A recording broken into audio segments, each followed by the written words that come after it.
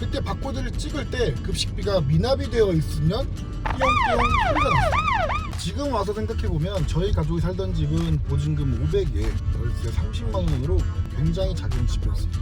그래서 너무 불편한 이 방법을 내가 하나의 서비스로 만들어보자. 단 한 명도 저에게 이걸 추천하시는 분이 없었습니다.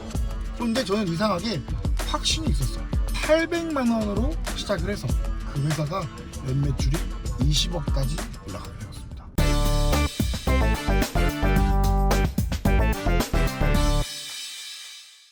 안녕하세요. 오늘은 차에서 제가 인사를 드립니다. 지금은 서울로 가는 중이고요. 제가 존경하는 투트랙님 유튜브에 인터뷰 초청을 받아서 지금 서울로 가는 도중입니다. 가는 도중에 유튜브 촬영을 조금 해보려고 합니다. 오늘은 정보성 이야기가 아니라 살아오면서 제가 살아왔던 이야기, 그리고 살아오면서 했던 사업 이야기들을 조금 해드리려고 하고요. 이 사업 이야기는 제가 오프라인 컨설팅 강의에서 종종 수강생분들에게 설명을 조금씩 드리는데 굉장히 재밌어 하시고 굉장히 반응도 좋아서 수강생분들이 한 번쯤은 꼭 유튜브에 꼭 올려달라고 말씀을 했던 내용이어서 제가 지금은 시간 내서 제가 살아왔던 이야기와 사업 이야기를 한번 해드리려고 합니다. 처음부터 모든 사업을 이야기하면 유튜브가 한 5편 정도는 나와야 할 분량이기 때문에 제가 가장 정이 많았고 애착도 많았고 그리고 지금도 잘 운영이 되고 있는 사업을 한번 소개해 드리려고 합니다. 저는 군대를 다녀오기 전에는 사업이라고 말하기에는 조금 애매한 여러 일들을 했었고요. 군대를 다녀온 다음부터는 본격적인 사업을 시작했다고 볼 수 있습니다. 저는 사실 안정적인 회사원이나 혹은 공무원 그리고 직장이 되고 싶었으나 그 당시에 저희 집안이 굉장히 힘들게 살고 있었어요. 아버지의 사업 실패 때문에 저희 집은 학교 급식비를 못 낼 정도로 힘들게 살았었는데 참 이게 나이를 먹어서도 기억에 남는 게 뭐냐면 저희 고등학교 때는 밥 먹을 때 학생증에 있는 바코드를 찍어야 입장이 가능했어요. 그 취지에 그때 바코드를 찍을 때 급식비가 미납이 되어 있으면 띠용띠용 소리가 났어요. 근데 그 소리가 나면 정말 창피했거든요. 한참 그 당시 사춘기 시절이고 예민한 시절이니까 얼마나 창피했겠어요. 그냥 항상 친구들에게는 그냥 컴퓨터 기계 오류인가 보다 하고 얼머무렸는데 매달 이게 반복되니까 거짓말도 한계가 있었던 거죠. 그렇지만 다행히 고등학교 방학 많던 시절에 은사님을 만났습니다. 선생님께서 고민 상담도 자주 들어주시고 집안 환경도 힘든 걸 아시고 기초생활수급자, 차상위 계층 이런 정보들을 알려주셔가지고 그 지원을 받아서 학교에 급식비를 지원받아서 다닐 정도였습니다. 지금도 항상 그 마음속으로는 저희 은사님께 감사하다는 마음을 갖고 있습니다. 정말 존경하고 저에게 큰 울림을 주셨던 선생님이시죠. 어느 날에는 제가 정말 힘들어 보이는 걸 아시고 그렇게 하면 절대 안 되는 상황이지만 선생님께서 야자가 끝나고 이야기 좀 하자고 하시더니 맥주를 한 캔씩 사오셨어요. 그러더니 공원에 차를 주차해 놓으시고 정말 진솔하고 마음속 깊이 있던 이야기를 살면서 제가 처음으로 누군가에게 해봤습니다. 그때의 감정과 분위기 그리고 어둑어둑하지만 주광색 가로등 아래서 정말 많은 이야기를 했습니다. 선생님이 너에게 이런 걸 알려주면 안 되고 실수이지만 사람은 실수를 통해 성장한다면서 그 실수가 올바른 건지 아닌지를 구분할 수만 있다면 사람은 변화할 수 있다고 하셨어요. 그리고 저에게 나는 네가 정말 소중한 사람이다. 제자로서도 그냥 사람 대 사람으로서도 소중한 사람이기 때문에 네가 힘들게 살고 어렵다고 해서 사람들이 그 배경을 보고 사람을 판단하지 않으니 자격지심을 갖지 말고 방황하지 말고 열심히 한번 살아보자고 말씀하셨어요. 그 당시 방황하고 있는 저를 유일하게 잡아주셨던 단 한 분이셨습니다. 누군가에게도 내가 소중한 사람일 수도 있겠구나를 깨닫게 해줬던 분이셨습니다. 지금 제가 사업 이야기를 하다가 여기까지 나왔네요. 그만큼 집안이 힘들었는데 힘들면 의식주, 먹고 입고 거주하는 곳을 항상 고민해야 하는 삶을 살아야 했고 제가 미래를 그릴 수 있는 기한은 항상 2달 뒤가 끝이었습니다. 오늘 내가 일을 하지 않는다면 2달 뒤에는 나에게 미래가 없었기 때문에 항상 저는 마음속으로 성공은 돈을 많이 버는 게 기준이었습니다. 돈을 벌어야 가족을 지킬 수 있고 돈을 벌어야 맛있는 음식을 먹을 수 있었고요. 돈을 벌어야 따뜻하게 방에 보일러를 뗄 수 있었고요. 돈을 벌어야 매번 집을 이사가지 않고 월세도 밀리지 않을 수 있다라는 거죠. 그리고 집주인에게 아쉬운 소리를 하거나 눈치를 보며 피해 다니지 않아도 된다는 걸 알고 있었죠. 지금 와서 생각해보면 저희 가족이 살던 집은 보증금 500에 월세 30만 원으로 굉장히 작은 집이었습니다. 그래서 지금은 어느 정도 제 기준에는 제가 성공했다고 생각을 하고 있는데요. 일을 하면서 나태해질 때 혹은 마음이 복잡할 때 그리고 슬럼프나 번아웃이 와서 무기력할 때는 전에 살던 집을 가서 포르쉐에 앉아서 전에 살던 집을 보고 있어요. 그 옛날 집 중에 하나는 심지어 허물어졌어요. 그래서 없어졌죠. 그리고 가만히 보면서 생각하면 어렸을 때 추억도 많이 떠오르지만 배고프고 힘든 시절이 많이 떠오릅니다. 맛있는 반찬이 없어서 친구 집을 돌아다니면서 밥을 먹거나 집안에서 벌레가 나오는 그런 시절, 누군가에게 항상 아쉬운 소리를 해야 하고 눈치 보고 가난하다는 걸 들키지 않기 위해서 매번 거짓말을 해야 하는 그 시절의 제 모습이 떠올라요. 지금 포르쉐에 앉아서 옛날 집을 바라보면서 옛날 생각을 하고 나면 그래도 나는 나아가고 있구나, 다시는 저렇게 돌아가지 않아야지, 내 대에서 가난은 끊어내야지 라는 생각이 강렬하게 옵니다. 그리고 다시 모든 나태함과 슬럼프를 극복해버리죠. 책을 보거나 산책을 하거나 여행을 다니는 것보다는 가장 확실한 슬럼프를 탈출하는 방법 중에 하나인 거죠. 저는 군대를 다녀와서 대학교에 복학을 했습니다. 대학교에 복학할 때도 마땅한 돈이 없기 때문에 당연히 학자금 대출을 신청했고요. 학자금 대출을 받을 때 학자금 외에 생활비 대출을 받는 것도 있었습니다. 그 생활비 대출을 제가 받을 당시에는 100만 원이었어요. 그래서 학자금과 생활비 포함해서 한 400만 원 정도의 금액을 대출받았고요. 그 다음에 학교로 복학을 했습니다. 그런데 복학생들의 국룰 아시죠? 국룰, 항상 앞자리에 가서 공부하는 거. 저도 공부에 대한 의지가 정말 불타올랐어요. 내 환경에서 성공하려면 좋은 직장에 들어가야 하는 방법밖에 없는 줄 알았고, 그래서 공부를 열심히 했습니다. 제가 그 당시 대전에서 익산에 있는 보건대로 학교를 다녔는데요. 남들보다 2시간 정도 일찍 일어나서 기차를 타고 학교에 가서 공부하고 다시 기차를 타고 집에 와서 집으로 온 다음에는 집 뒤에 있는 도서관에 간 다음 도서관에서 공부까지 더 했습니다.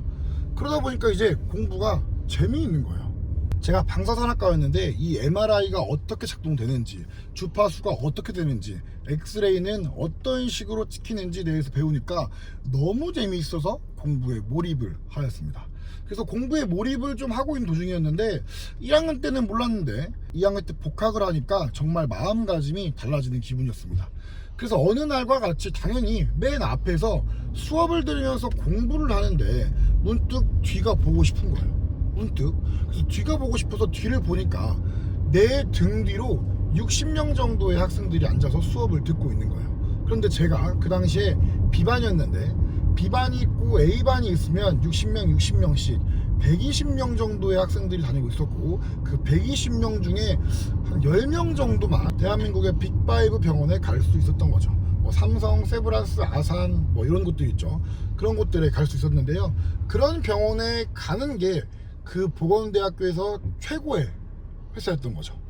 근데 그들의 초봉과 연봉이 높긴 했지만 그 돈을 받아서는 제가 우리 집을 일으킬 수가 없다라고 판단이 되었습니다.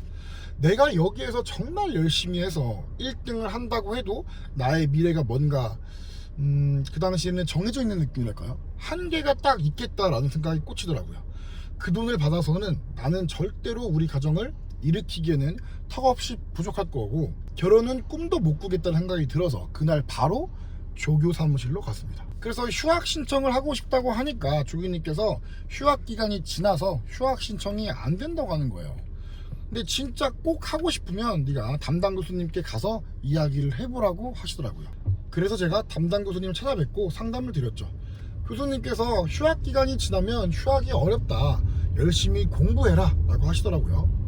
제가 그래서 저희 집 사정도 말씀을 좀 드리고, 제가 여기에서 쓰는 학자금 돈에 생활비까지 전부 다 받아서 졸업하면 그 돈 갚다가는 나는 절대 집에 신경을 못 쓴다.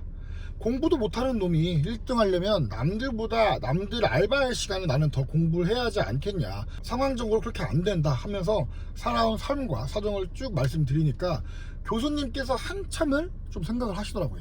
생각을 한참 하시더니 저한테 하시는 말씀이, 그래 너는 네가 생각하는 길이 맞을 수 있으니 그렇게 해보고 네가 원하는 대로 되지 않는다면 다시 돌아와라.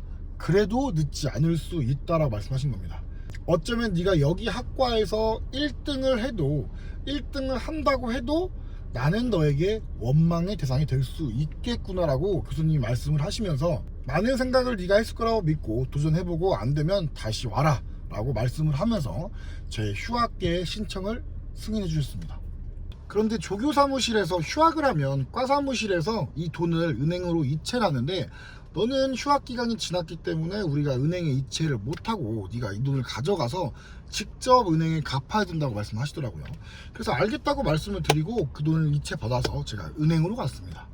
은행에 가니까 또 상담하시는 분께서 이 돈을 지금 내도 되고 아니면 먼저 쓰시고 나중에 학자금 대출 일정에 맞춰서 갚아도 상관없다고 하시더라고요. 그래서 저는 갑자기 제 손에 생활비 대출 100만 원 합쳐서 400만 원의 돈이 갑자기 생기게 된 거죠.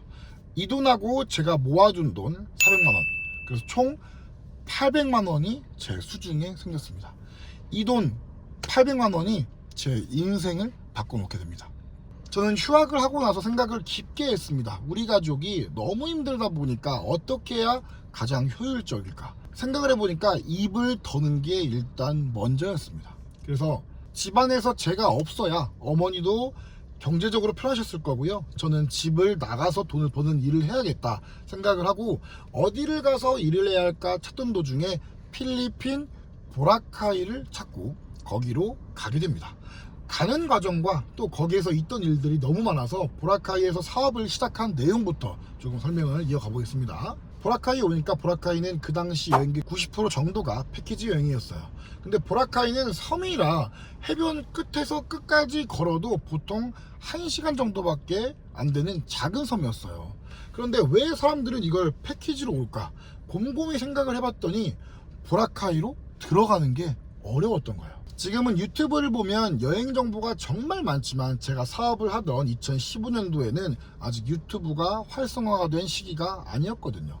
보라카이 섬이 정말 이쁘고 아름답고 낭만이 있지만 그 섬에 가려면 비행기를 타고 바로 보라카이 섬이 아니고요, 깔리보 공항으로 내려서 1시간 반 정도 차 타고 가고요, 배를 타고 또 보라카이 섬에 도착하면 또 거기에서 흥정을 해서 이동 수단까지 잡은 다음에 호텔까지 가야 되는 복잡한 절차가 약 2시간 반 정도가 또 소요가 된다는 거죠. 이게 근데 한국처럼 깔끔하고 매끄럽게 시간마다 딱딱 움직이는 게 아니고, 그 당시에는 필리핀 현지인들과 흥정을 해서 차를 타고 가야 했습니다.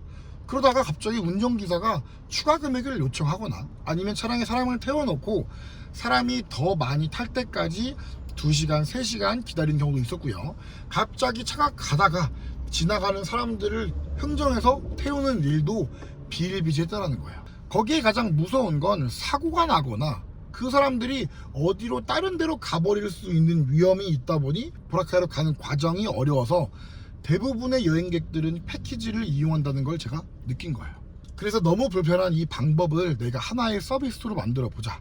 사람들 불편사항들을 개선해서 돈을 받고 내가 컨트롤하고 한국인이 운영하는 회사에 보험까지 들어가 있다면 사람들은 믿고 이걸 쓰지 않겠냐라는 생각이 든 거죠. 그래서 이걸 사업화하겠다고 말하고 다니면서 사업 선배들에게 조언을 얻으려고 했더니 주변 사람들이 대부분 다 그걸 누가 타냐, 지금은 패키지가 최고인데 차라리 여행사를 해라, 아니면 차라리 그걸로 마사지 샵을 차려라, 단 한 명도 저에게 이걸 추천하시는 분이 없었습니다. 그런데 저는 이상하게 확신이 있었어요. 점차 손님들은 돈을 더 주고 가는 패키지를 이용하기보다는 자유여행을 선호하게 될 거고, 갈수록 정보가 많아지는 시대이다 보니까 자유여행이 자연스럽게 늘어날 거고, 굳이 보라카이는 가이드가 없어도 혼자 다 돌아다닐 수 있는 섬이기 때문에 저는 이 자유여행 그리고 픽업 샌딩이 먹힐 줄 알았던 거죠. 그리고 사업이라는 건 불편함을 해결해 주는 데에서부터 시작한다는 걸 저는 알고 있었습니다. 그래서 그 당시에 제가 필리핀에서 아버지같이 모시던 분이 계셨는데 그분께 딱 1평 부탁을 한 거죠. 더도 덜도 아니고 딱 1평만 대여해달라, 사무실을. 그러면 컴퓨터 한 대 놓고 내가 사업을 해볼 수 있겠다 말씀드렸고, 그 대표님께서 가벽을 만들어서 1평짜리 사무실을 만들어줬습니다. 그 사무실에는 제가 앞으로 한 명 앉고요, 뒤에 딱 한 명이 앉으면 끝나는 작은 1평짜리 사무실이었습니다. 거기에서 제가 필리핀 직원 2명을 채용했고요, 저랑 필리핀 직원 2명 그리고 총 3명이 거기에서 회사를 만들게 됩니다. 그 회사의 이름은 포유 픽업 샌딩이에요. 여러분도 아시는 분들은 많이 아실 겁니다. 포유 픽업 샌딩을 만들었는데 그 당시에 800만 원으로 시작을 해서 그 회사가 연매출이 20억까지 올라가게 되었습니다. 그리고 알바를 포함한 직원분들이 30명 정도가 함께하는 회사가 되었고요. 포유 픽업 샌딩은 보라카이 자체에서 1등 픽업 샌딩이 되었습니다. 물론 저희 포유 픽업 샌딩으로 예약 안 하신 분들도 많겠지만 다른 여행사를 이용했어도 대부분은 제가 다 컨트롤했어요. 제가 이 회사가 성장했던 방법 그리고 영업했던 방법, 이런 내용들은 제가 다음 영상에서 또 한번 소개 한번 해드리겠습니다. 어떠셨나요? 오늘 영상 재밌으셨나요? 그럼 다음 영상에서 제가 또 한번 소개해드리겠습니다. 감사합니다.